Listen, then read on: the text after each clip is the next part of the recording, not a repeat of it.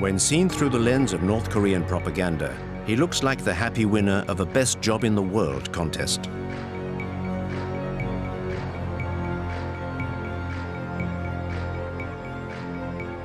Each time he is out in public, he has the air of a man marveling in the discovery of a fabulous country that his parents built just for him. A country where he has a hand in just about everything. Drawing up plans for a new quarter of Pyongyang. Being a lifeguard for the youth of North Korea. Sampling the biscuits which will soon flood the regime's groceries. Overseeing the growth of the chicks on the state farms. And even acting as an advisor to the country's hair salons.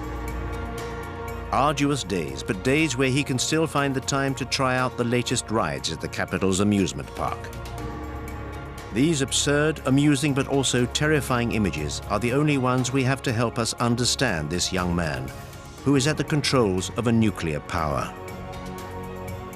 Kim Jong-un does not give interviews, so we have decided to go and meet those who know him best, in an attempt to draw a clear portrait of him.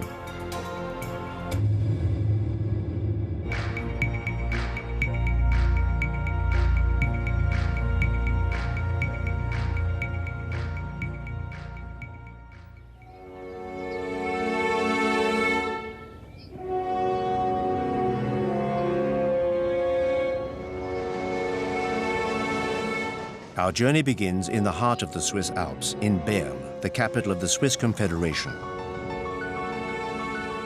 This is the home of one of the biggest North Korean communities abroad. It's a discreet community, whose activities have nonetheless attracted the attention of a member of a consortium of investigative journalists.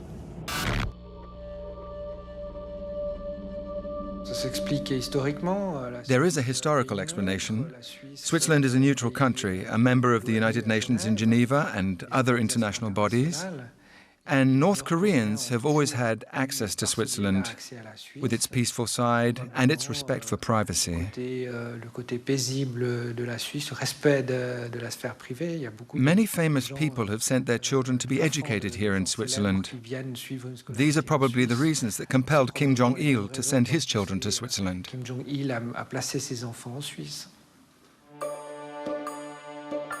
A study of Swiss administrative documents reveals the existence of a Mr. Pak, for whom in 1992 the North Korean embassy in Switzerland requested a visa and a posting to Bern. The visa request bore the names of 3 children, Chol, Hun, and Mi Young. The names were only slightly altered and the birthdays were identical. Mr. Pak's children were in fact those of the North Korean dictator Kim Jong-il. We knew the children were here, we knew their real identities, but it was not a problem for the Swiss authorities. It was even seen as a boon. Why? To maintain links with the country, which had already cut itself off from the rest of the world.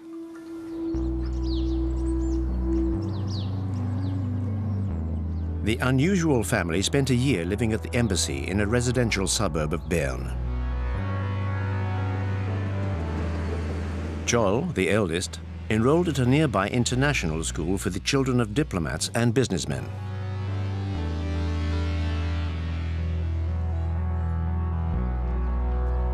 His brother, Hun, joined a state school in the town. He spoke German with his classmates. After a few difficult months, he was said to be a rowdy loner, but he finally made a handful of Swiss friends and settled into school life.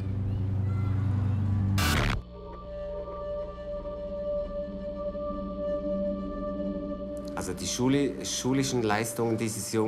boys' school results weren't bad. They were sometimes mediocre, sometimes all right. And he was very much into sports. And he was particularly interested in basketball. He was very keen and quite good at it.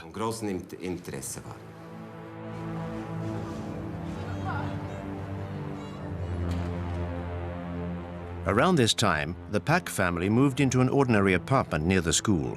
Visitors were not welcome. But there were photos of the property on the estate agent's website. showing a standard middle-class family home. Living here meant the children could enjoy a free and easy life with their friends. They sometimes had lessons in Swiss democracy at school. They even got to visit the Swiss Parliament. And then, yes, he made friends. Some of them even told us that they were invited to his home to play Game Boy, etc. We also know that Kim Jong-un used to play basketball with his neighborhood friends, not necessarily of his own class, pretty much every evening. And that he was a perfectly pleasant kid, like all kids of his age.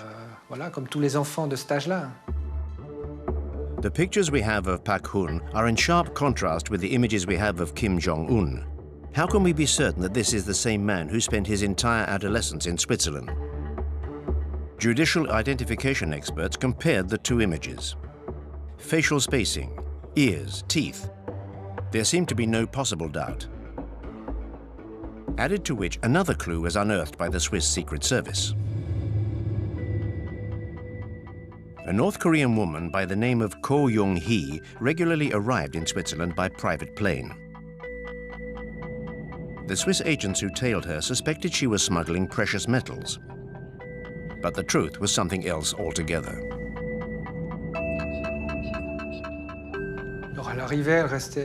So she would arrive and usually stay 2, 3, or 4 months, and she would stay at the house too. But she would also go off on regular shopping trips in the great capitals of Europe. Or there would be big family get-togethers. I was told about a family reunion which took place in a hotel at Interlaken, for instance, where the family rented out a whole wing of the hotel and met up there.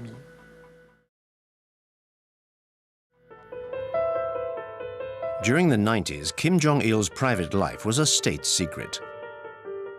Nobody knew about his 3 mistresses and 4 children. And when his health started to deteriorate, North Korea's neighbors were worried about who would succeed him and what might happen if Kim Jong-il were to disappear suddenly. But within the Kim family's secretive bosom, the decision had long since been made. The eldest son, Kim Jong-nam, would have seemed to be the natural successor in the Confucian tradition, just as Kim Jong-il had inherited power from his father. But Kim Jong-nam had committed several gaffes, among them an embarrassing arrest in Tokyo with a fake passport. He had wanted to visit Disneyland with his family. Are you Kim Jong-nam? The second son, Kim Jong-chol, educated in Switzerland, was considered too soft, even too feminine by his father. Kim Jong-un may well have been the youngest son, but he was also the son of Kim Jong-il's greatest love, Ko Young-hee. The former dancer would play a significant role in the corridors of power.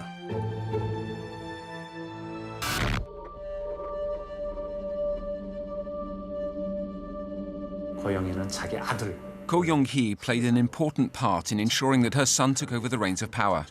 Kim Jong-nam, the eldest son, already had an important role in the country's hierarchy, with an elevated position at the General Bureau of Data Processing, where he specialized in communication networks. But since Kim Jong-un took control, Kim Jong-nam has found himself in an awkward position. He can no longer return to North Korea.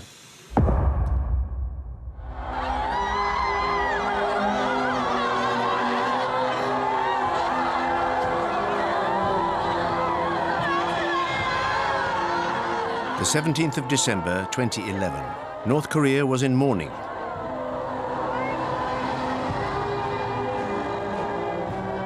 Kim Jong-il, the shining sun of the 21st century, had died just a few days before. It was time for the propaganda machine to set up the funeral scene. The funeral would also be the confirmation of the youngest son's accession, which had been confirmed to North Korea and the rest of the world a year earlier.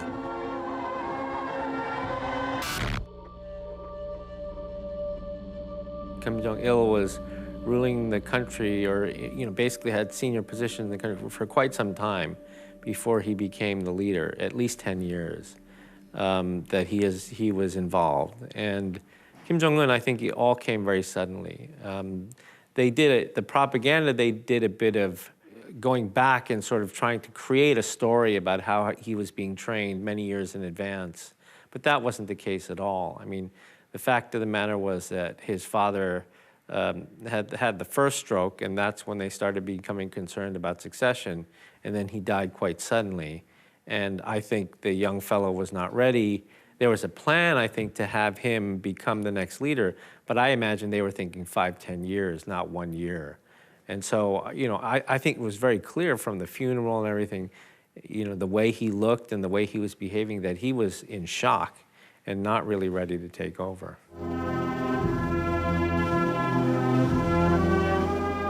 Kim Jong-un's problems had already begun.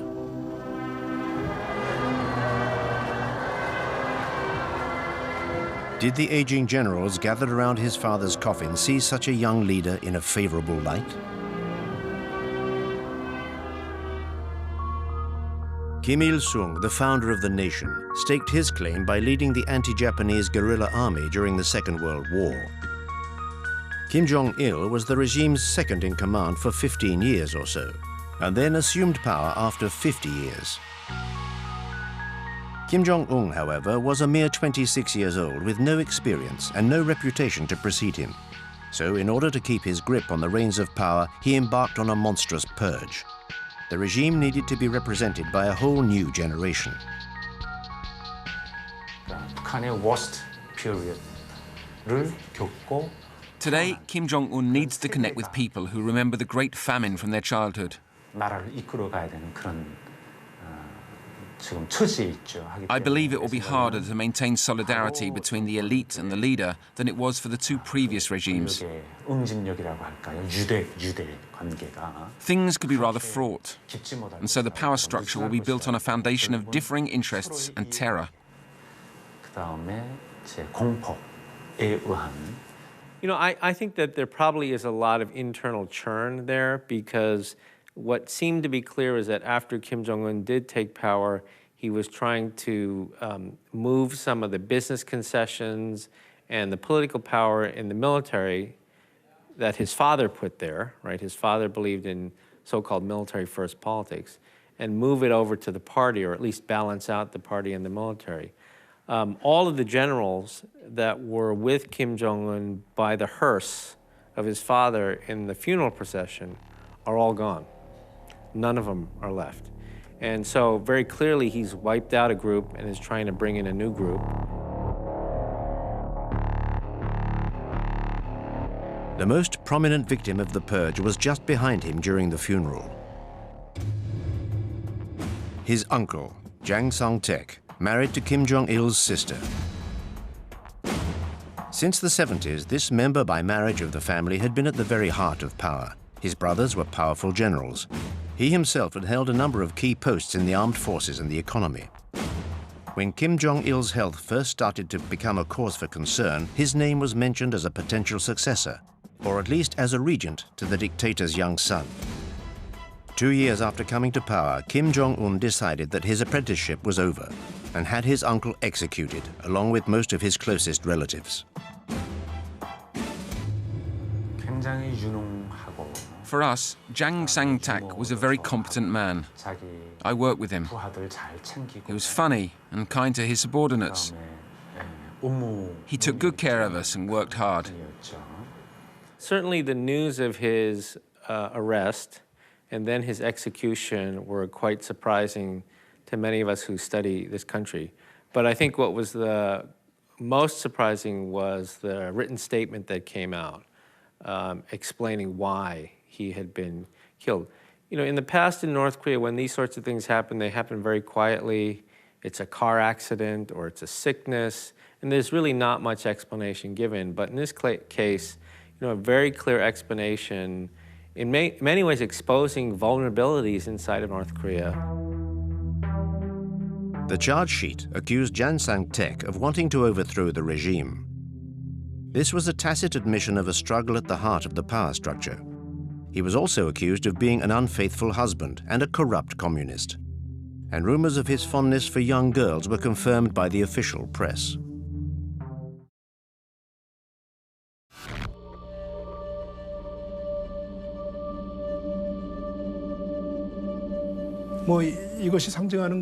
Jang Sang-tek's public execution was very damaging for the regime. North Korea is a deeply Confucianist country where respect for one's elders, especially relatives, is ingrained. Murdering his own uncle was more likely to harm the people's loyalty to Kim Jong-un than consolidate his power. I think that the members of the elite who lose respect for their leader could also turn away from him.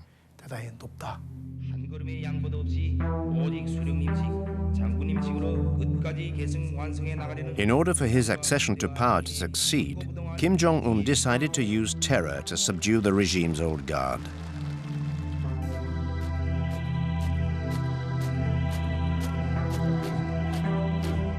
He then concentrated all the key posts and surrounded himself with those loyal to him.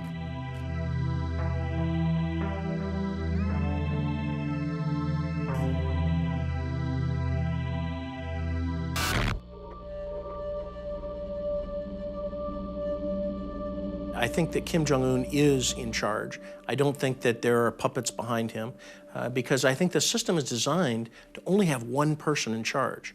And so, and everybody must demonstrate their personal loyalty to him in order to survive.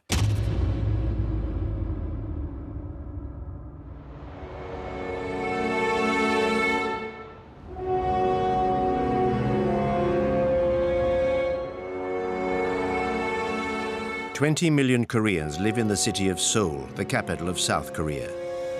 20 million people more obsessed with their own success than with Kim Jong-un. However, closer scrutiny reveals that the whole city is ready for war. The military's control over the city makes it an impregnable citadel. A vast underground network was conceived as a shelter from any attack by the North. But people no longer notice the gas masks and the emergency rations provided in ever-dwindling numbers in the underground stations. I'm not worried about war. I've done my national service. Their nuclear capacity, on the other hand, that does worry me greatly.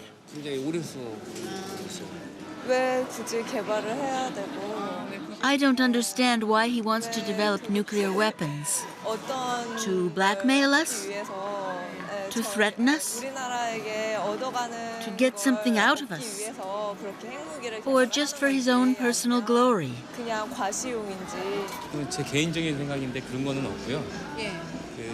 I'm not really afraid of war. Their nuclear threat seems to be their only survival mechanism.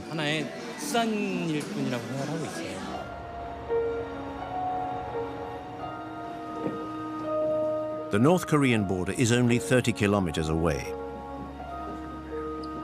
It's an impassable, demilitarized zone 2 kilometers across, with hundreds of thousands of soldiers either side of it. Seoul is well within range of cannon fire. The soldiers in the south can see villages in the north. Unlike his father, Kim Jong-un personally inspects the advanced posts, which are the greatest threat to Seoul.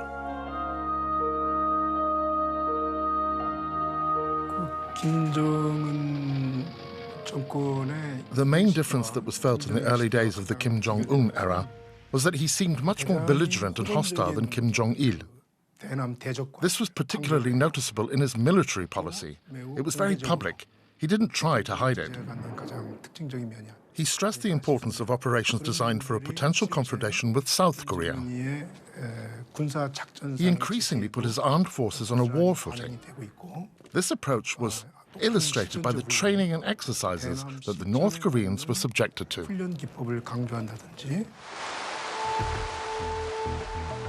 Kim Jong-un made his first North Korean propaganda appearance a year before his father's death. He was made a 4-star general, signifying his arrival at the heart of power.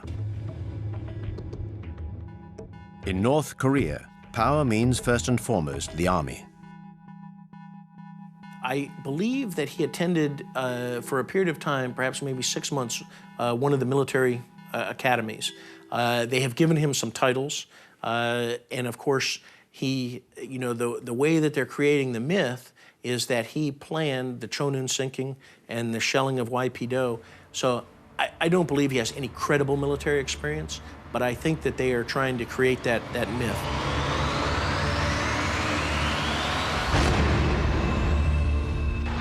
You know, he was given the title as a four-star general in one of the People's Assemblies as they were making the transition, but not any experience that we know of. The propaganda says he's an artillery expert, so they try to create a myth around him that shows that he's a great warrior, a great military man.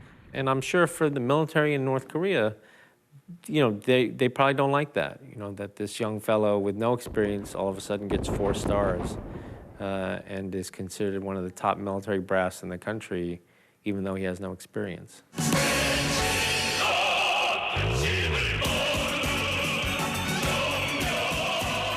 The North Korean army consists of over 1 million men and 6 million reservists. Morale-boosting inspections of all units is a daily obligation for the great leader.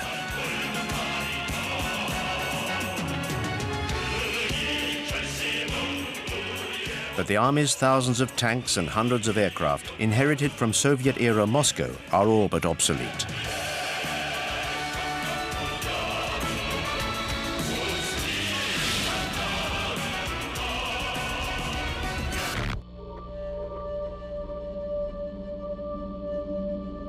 Pyongyang, and so 90 miles, 20 miles to the border with the DMZ, you don't need such conventional, sophisticated weaponry. You need the manpower, the multiple rocket launchers.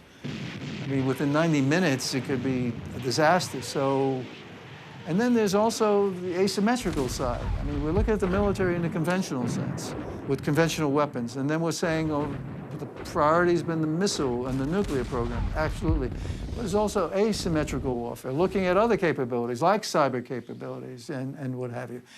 And elements of weapons of mass destruction. It's not only nuclear, but you've got biological programs, you've got chemical programs. So I think this is a government that has invested heavily in their military, but it doesn't always come across in their conventional military capabilities. It's a myriad of capabilities.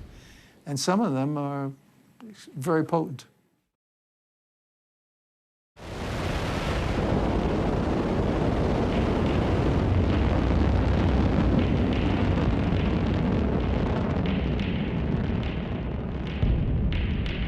I mean, we all have to care about North Korea. Let's be practical. North Korea has nuclear weapons. It's the 9th nuclear weapon state. The assessment is from 6 to 12, maybe even more nuclear weapons, right? And they're developing their programs. They have a uranium enrichment program to build nuclear weapons. They have missile systems. They have the Scud, they have the Nodongs, they have the Taepodong. They're building the KN-08, which is an intercontinental ballistic missile, which is a mobile missile, solid fuel, so it's great capabilities. So North Korea is persisting with their nuclear program, their missile program, and the prospects of proliferating some of that, selling some of that material.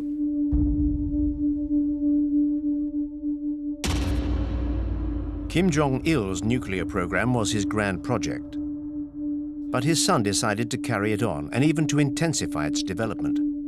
While its conventional arsenal was not up to the job of fighting its enemies, the atomic bomb became a North Korean obsession.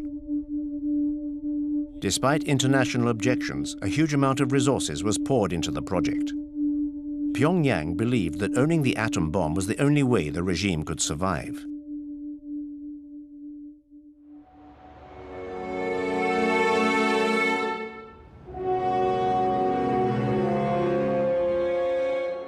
It is the only deterrent to its great enemy, the USA, with whom it was at war during the 1950s. Washington perfectly well understands the relationship between the superpower and the small Asian country. The memorial to the Korean War is just a few blocks away from the White House. Since the 1953 ceasefire, the American government has kept a close eye on the Korean crisis. 30,000 soldiers are still stationed on the south side of the demilitarized zone. Crises and crisis management scenarios are constantly being re-evaluated. This show of strength is seen by Pyongyang as a direct threat to its survival.